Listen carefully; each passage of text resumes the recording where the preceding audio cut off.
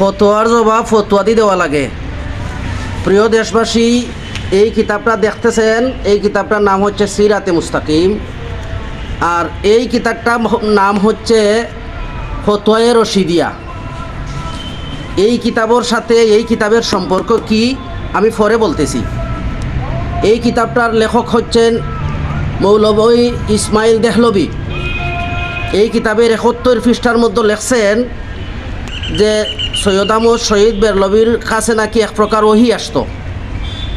এই আকিদাটা কতটুকু সঠিক বেঠিক আপনারাই এর সিদ্ধান্ত দিবেন। আমি পূর্বে একটা ভিডিও দিয়েছিলাম, আবার সেই ভিডিওর মধ্যে বলেছিলাম যে উলামায়ে দেওবন্দীদের আকিদার মধ্যে অনেক ভয়ঙ্কর আকিদা আছে, যা জমাতের আকিদার চাইতে আরও নিকৃষ্ট। আমি কিন্তু জমাতের কোনো প্রোডাক্ট নয়, আমি কিন্তু কোনো জমাতি আলিম নয়। আমি শুধু আমার এই বক্তব্যটা দিতেছি দুইজন মানুষকে কেন্দ্র করে।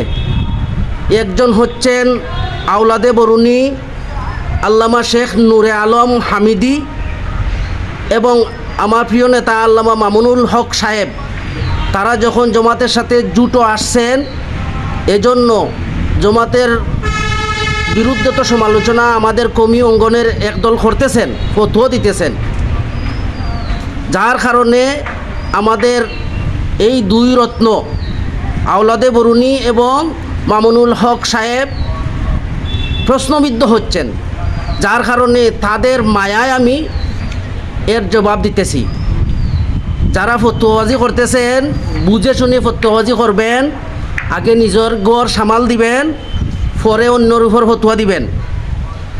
দেখেন, এই ফতোয়ায়ে রশিদিয়া কিতাবের মধ্যে এই কিতাবের লেখক ইসমাইল দেহলভী সাহেবকে ভালো বলেছেন। উর্দু কিতাব, পৃষ্ঠা নম্বর হচ্ছে 41 এবং 44। বাংলা কিতাব, এডিটর সাহেব দেখান, বাংলা কিতাব দেখেন।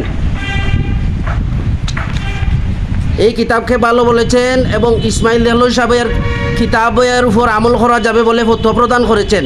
এই বাংলা অনুবাদেও তা আছে, প্রায় 2-3 জায়গাতে আছে। আমি বলতে চাই, এই সমস্ত বাতিল আকিদা আপনাদের মধ্যে রেখে ইলেকশন আসলেই আপনারা ফতোয়াবাজি করেন। এজন্য এই কিতাবদের উপর আপনাদের ফতোয়া কী দিবেন। আরেকটা কথা ক্লিয়ার করা দরকার, যেহেতু আমার পীর শায়েখ আল্লামা খলিলুর রহমান সাহেব আওলাদে বরুণী, উনার পীর সাহেব হচ্ছেন বরুণা মাদ্রাসার প্রতিষ্ঠাতা লুৎফুর রহমান শায়েখে বরুণী, উনার পীর সাহেব হচ্ছেন হুসাইন আহমদ মাদানী রহমতুল্লাহ আলাইহি, উনার পীর সাহেব হচ্ছেন রশিদ আহমদ গাঙ্গুহি রহমতুল্লাহ আলাইহি। আমাদের এই সমস্ত প্রশ্নের জবাব আমাদের আছে। এই সমস্ত আকিদার বাইরে আমাদের আওলাদে বরুণী এবং আমরা এই সমস্ত আকিদা আমাদের পীরগণ রাখেন না, আওলাদি বরুণীগণও রাখেন না, যার কারণে আমরা এর বিরুদ্ধে কথা বলতেছি।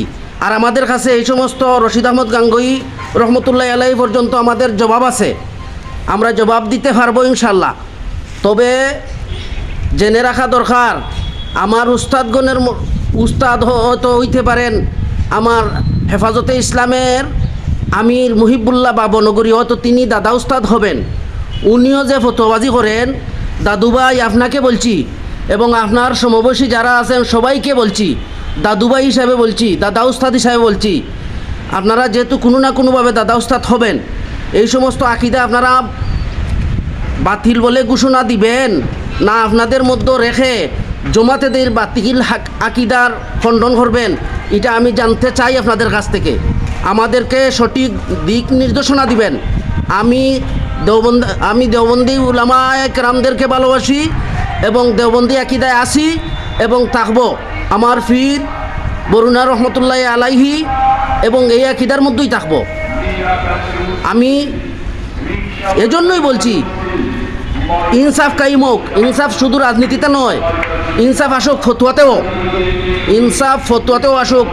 এজন্য আমি আপনাদের কাছে অনুরোধ করব, ফরর উপর ফতুয়া দিতে যাইয়া নিজের উপর যেন এই ফতুয়াটা ঘুরে না আসে, এই চিন্তাটা করবেন। আল্লাহ তাআলা আপনাদেরকে আমাদেরকে এই কথাগুলা শোনার তৌফিক দান করুক। আমিন।